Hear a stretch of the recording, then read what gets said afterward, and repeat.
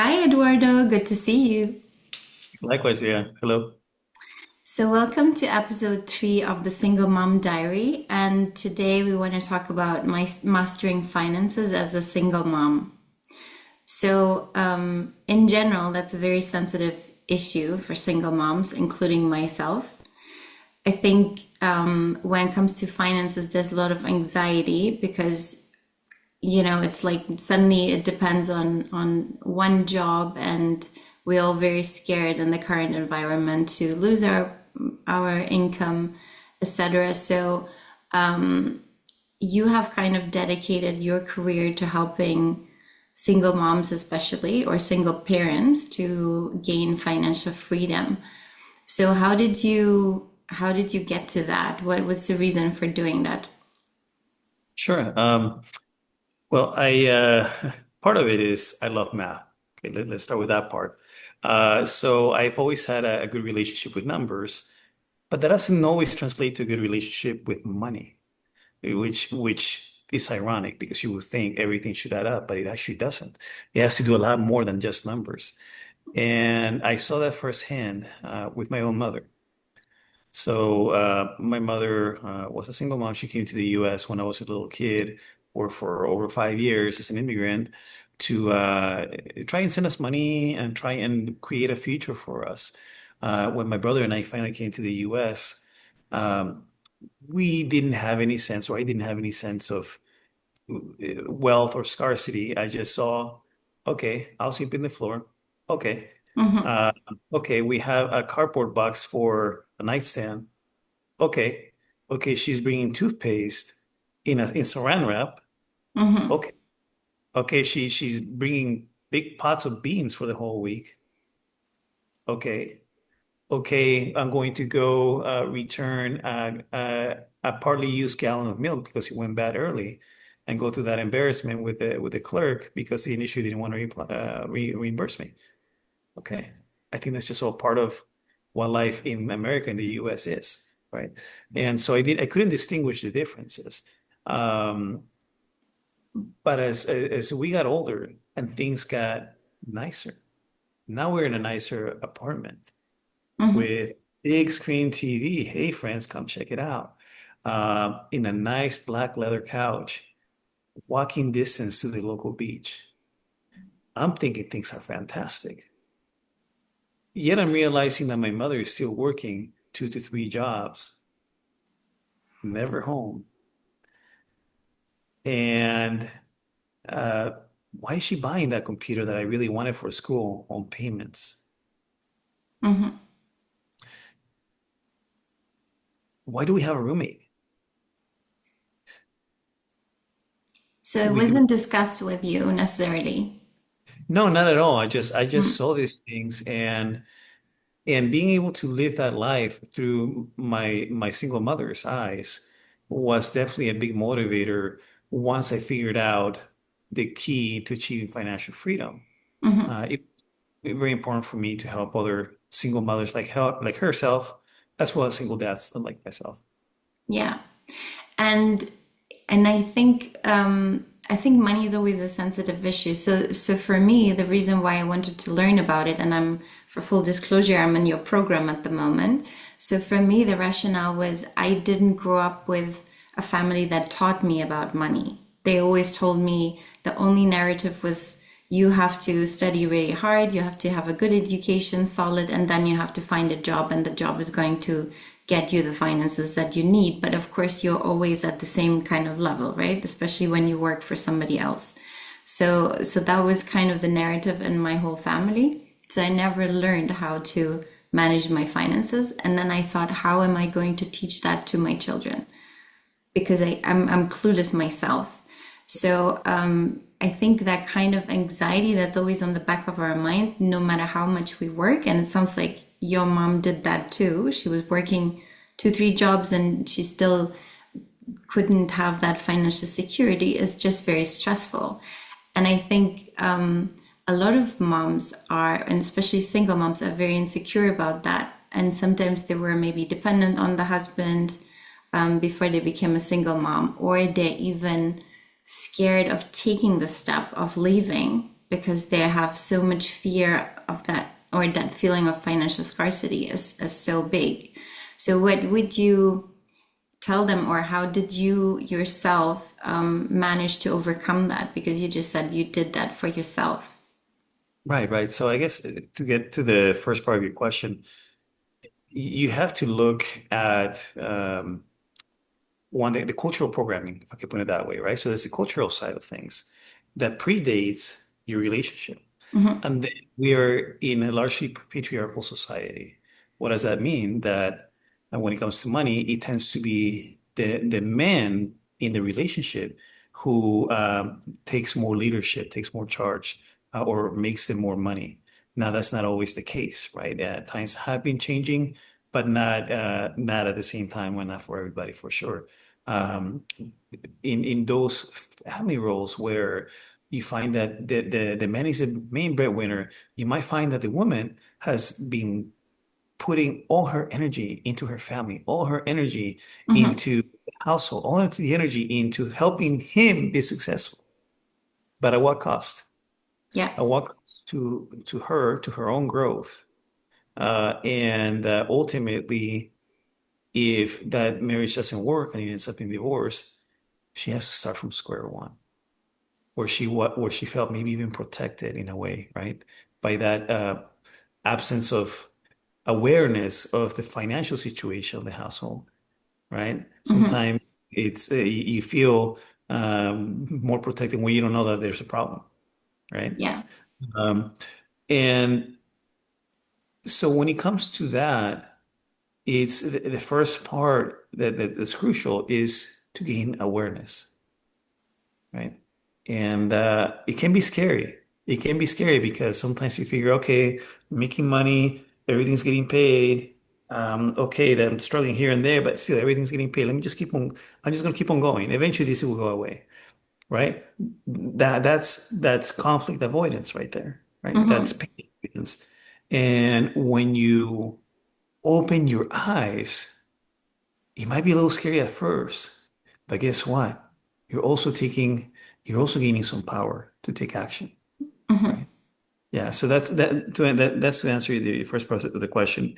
The second part was related to me, myself, right? So it's a little bit of a different story in my case. I was actually the one in charge of the finances, which you would think, oh yeah, well, you're a financial coach, obviously that would make sense. Well, hold on. Before I was enlightened, I didn't live with either of my parents. Most of my life, I lived in different people's homes, not my mom, not my dad, and I didn't really know what a healthy relationship marriage should look like and what how should married couples communicate in a healthy relationship. So when it came to finances, my now ex-wife yielded to me. And I was all about numbers. Like I said, I love numbers, Mm-hmm. spreadsheet. And I figured that's got the answer to all the problems. But I didn't know how to communicate and align with my ex-wife, which caused ultimately the divorce. That was actually financial problems were ultimately the problem Mm-hmm. behind it. And then along the way, I kept, post-divorce, I was working doing pretty well in a company, a well-respected company, and continuing that growth from that aspect. But somehow financially, I was barely able to make ends meet. And then at some point where I said, at my financial low point, I basically said, I can't do this anymore. No more. You Mm-hmm. had that moment sometimes where you're like, okay, I can't do this anymore. Perhaps if you were married and now you're divorced, you actually had that moment then where you said, I can't do this anymore, right? Where where the pain of staying was larger than the pain of moving on, Mm-hmm. right? In Yeah, my case, definitely. I exactly. think it's like that for everybody. No, I mean, nobody really wants to be a single parent. Yeah. So we're all there for one or the other reason, but yeah. So you were just saying, so you loved numbers. Most women don't, right? So how Uh, do you, well, I maybe I'm push back on. speaking for Go ahead. myself. I'm Yeah. speaking for myself.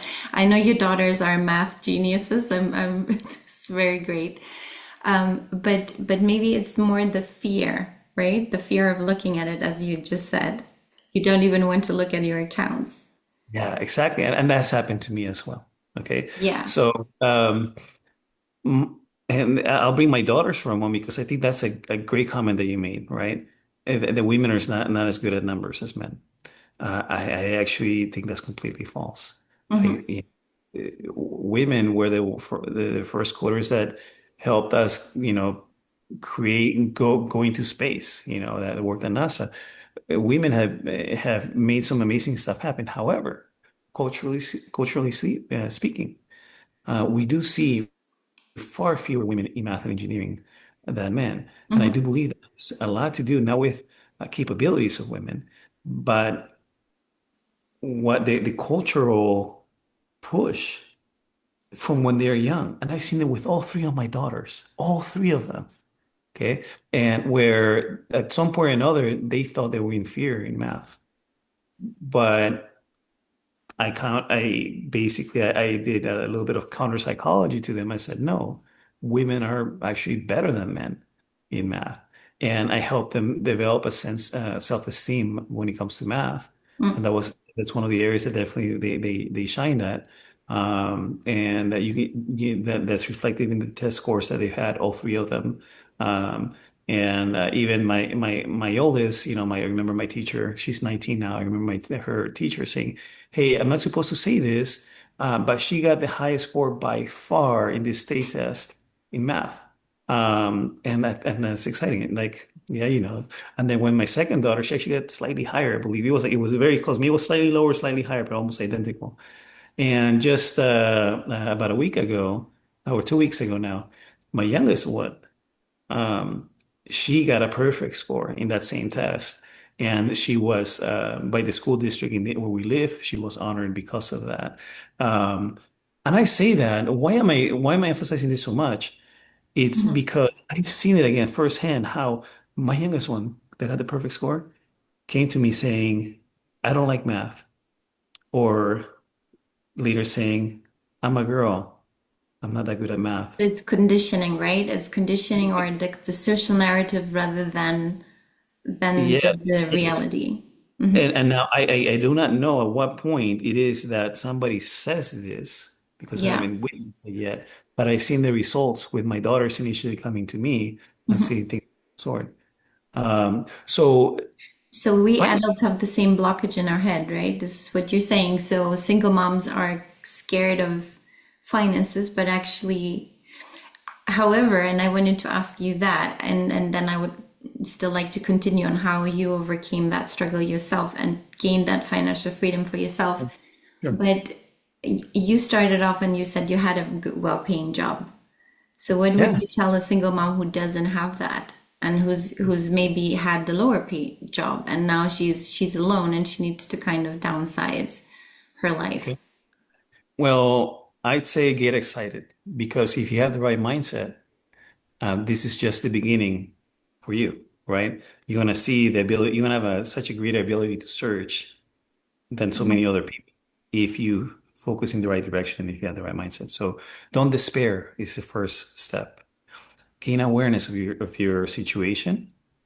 Look at what skill sets you have and what capabilities you have and what skill sets can you gain so that you can increase your income stream or your income from Hmm. your job if that's your main income stream, main source of income, but also be resourceful. So think about, okay, what can I do to either increase my income at the existing job, Hmm.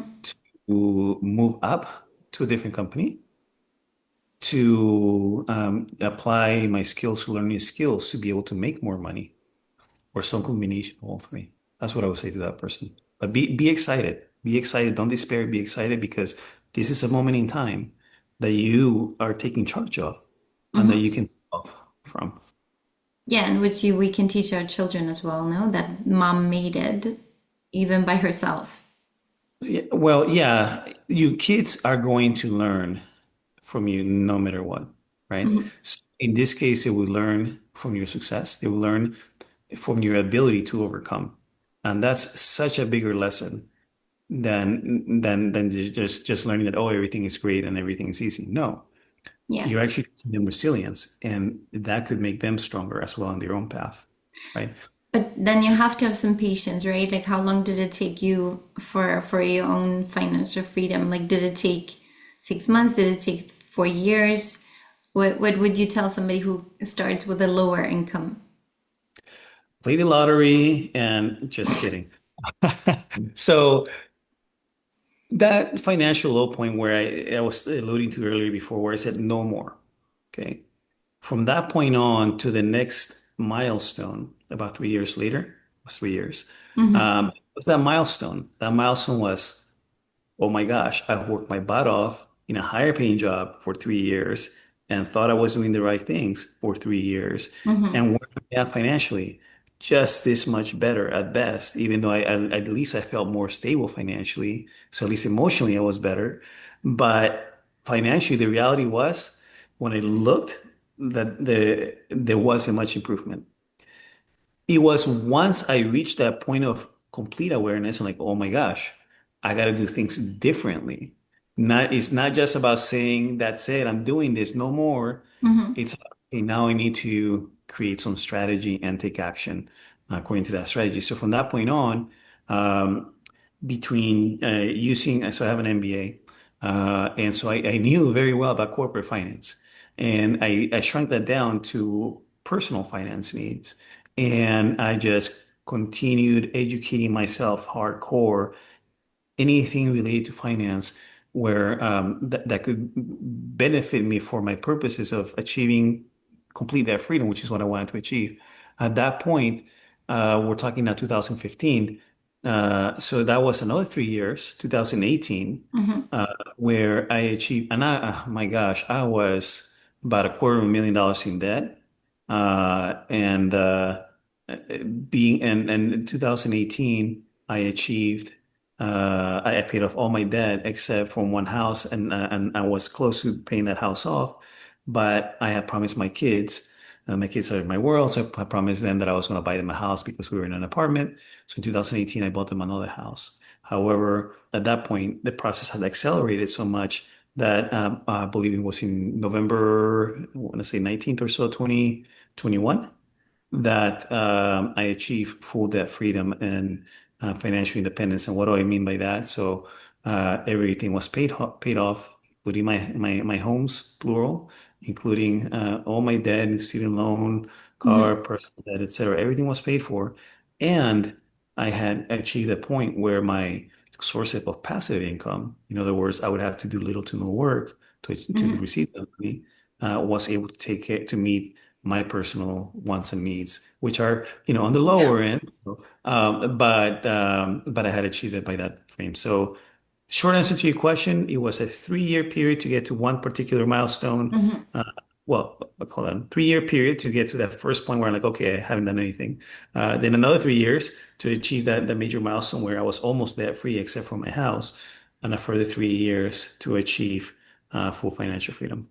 So really 6 years And total. then that's great. And I think it just goes to show that you have to have a little patience and kind of a long-term strategy, so it doesn't go overnight, obviously. But then, of course, you have a financial background. So I Mhm. guess for some of the moms that are a little bit, not so versed in finances, how long do you think it takes to learn that kind of skill? So there's the rub, right? So there's every situation is not just a skill because every situation is a little bit different, right? So Mm-hmm. that's where it becomes a little bit more difficult, but um, it depends on how you approach it. It depends on what your main pain point is. Is it to pay off debt? Is it to improve your cash flow? Is it Mm-hmm. that you feel like you're spending too much? Is it that, okay, you're okay financially, but you actually want to invest and create wealth, right? So, or is it a mix of all of the above, which I usually find to be the case? Yeah. Um, and it's an investment in time. It's really more on how much time you have available to invest, right? And really focus on one area at a time. Otherwise, you're going to be overwhelmed. Of course, the alternative is working with somebody who's been through it and Yeah. then can give you that bridge to achieve those results much faster and help guide you on the right steps at the right time. Which for most people, I would strongly encourage that they do the research and find somebody that could help them Yeah. accelerate the process. Yeah, yeah, no, no. I think you definitely need somebody to guide you in that process, especially if it's new to you. And can I ask you, so when you gained that financial freedom, did that change the way you could parent and be there for your daughters? Because I often feel that when we're so stressed out, it's very hard to be really present and in the present moment with our kids because we're always at the back of our mind and they feel that anxiety even if we don't talk about it. Yeah. I'm sure that when you were small, you could feel maybe you were seeing clues, but I'm sure there was also a kind of anxious feeling from the side of your mom that maybe she didn't talk about, but maybe you did absorb. So kids they just feel right if something is wrong with the parent, and then if you're a single parent, you have to be okay actually for your kids to be okay. So was there a big difference to how you could show up for your kids before and after? Sure. So in the case of my mother, there was a mix. But before I answer your question, there was a mix of anger and absence, and that she wasn't always angry, but she did at times here and there blow up a little bit, and I witnessed that, and I would hide in my books. So I was always very education oriented, so that kind of protected me. Ironically enough, I saw my daughter's personal statement just a couple of days ago for her college application for my second daughter. And I guess that was a way for her to cope from some of her personal problems that she had. She hid behind books. It's a healthy way to cope, by the way. Um, but absence was the other part, right? So she was absent. Uh, um, my father was even more absent, right? Even though Mm-hmm. he could have easily been there with us for us, but he wasn't.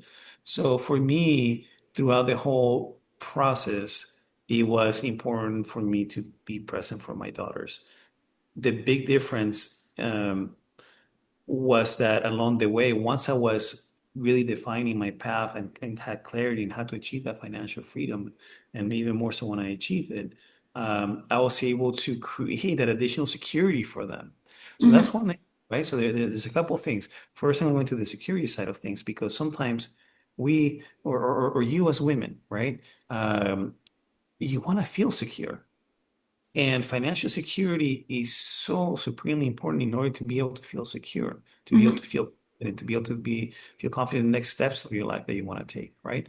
Yeah. But you want to translate the security to your children as well, right? Because you're mama bears, you want to take care of your children, and you want to make sure they're financially safe, Mm-hmm. right? Financially secure.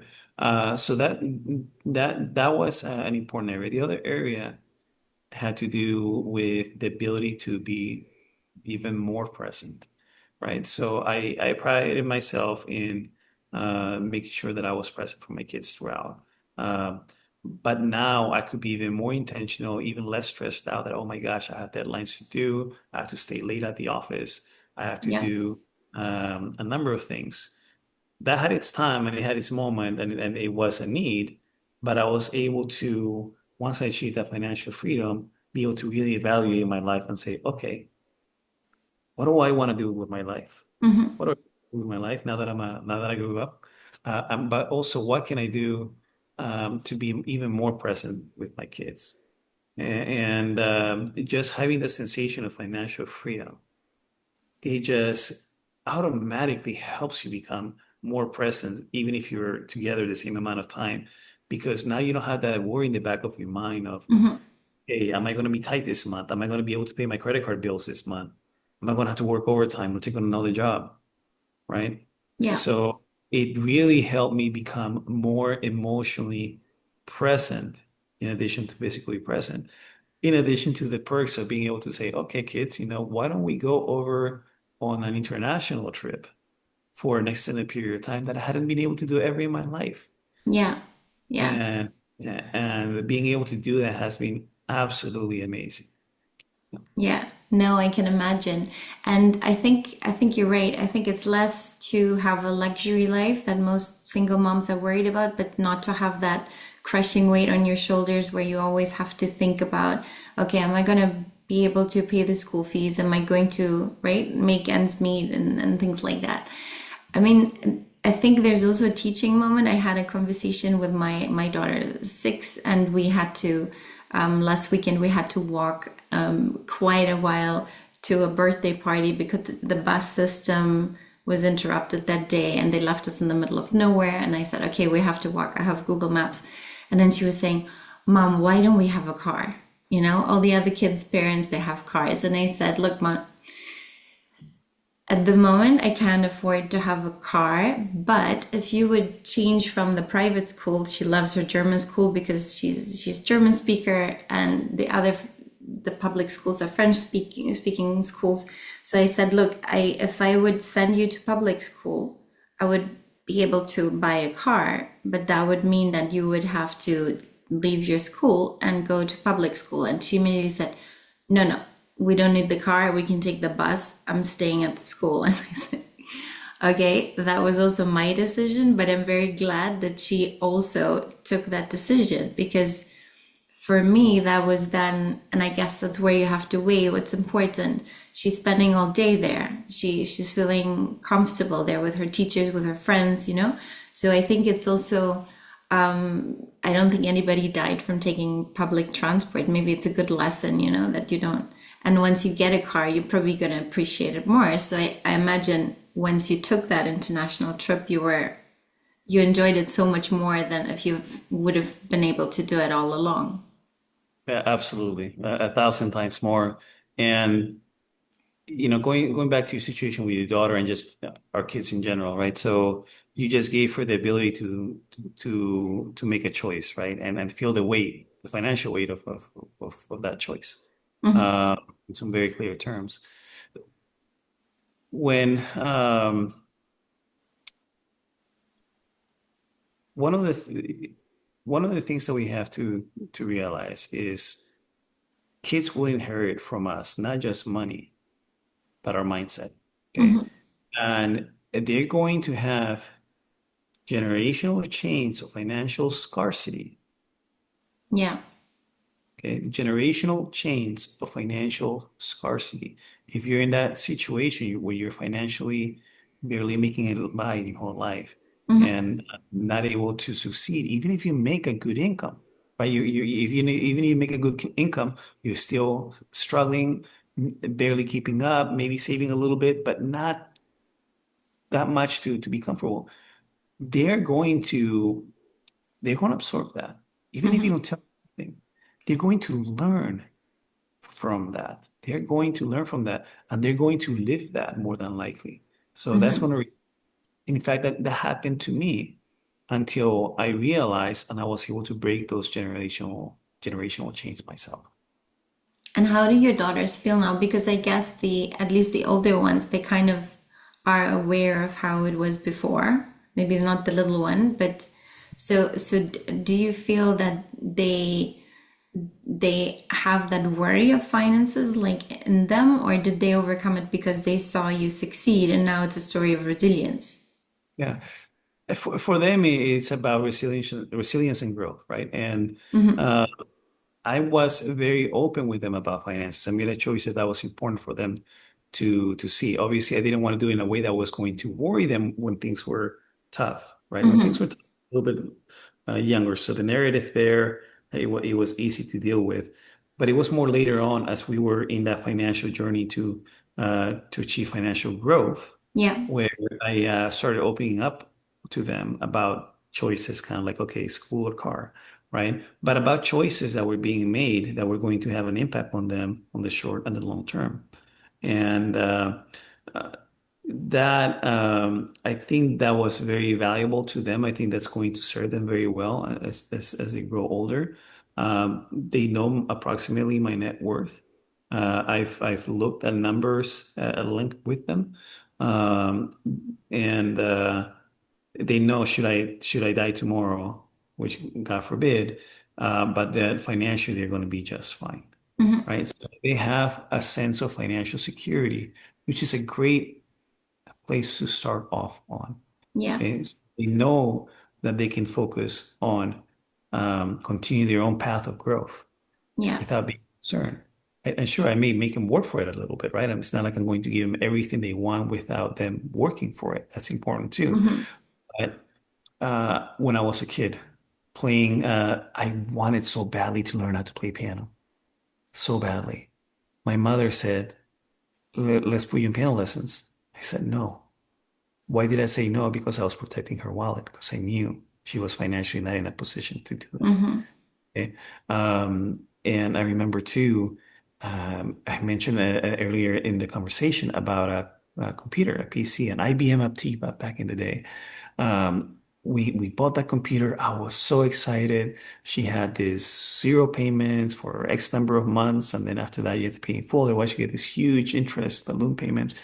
And my mother didn't focus on that. She just focused on, oh, no payments for now, and then small payments. Okay, great, life is good.